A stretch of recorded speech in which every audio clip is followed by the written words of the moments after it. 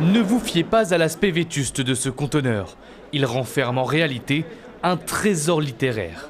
Une librairie vieille de seulement 3 semaines que Luc Pinto-Barreto a décidé d'ouvrir sur un emplacement de choix, le parvis de la gare de Saint-Denis.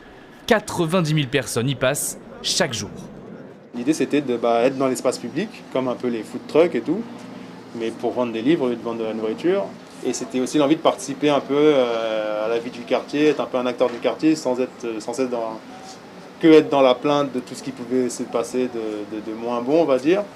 L'objectif de Luc est simple, travailler pour ceux qui n'osent pas franchir la porte des bibliothèques ou des boutiques.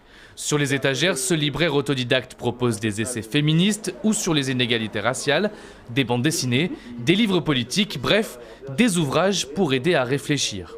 Il y a besoin d'un endroit comme ça, évidemment, qui a l'air d'être un bel endroit. Puis j'adore le principe d'une caravane face à la gare. Pour moi, c'est une très bonne idée. Ça amène des choses qu'on n'a pas l'habitude de voir ici. Ça va toucher des personnes qui n'ont pas l'habitude de lire ou d'aller dans les librairies, forcément, pour chercher des livres, quoi. Derrière cette belle initiative se cache pourtant un triste constat.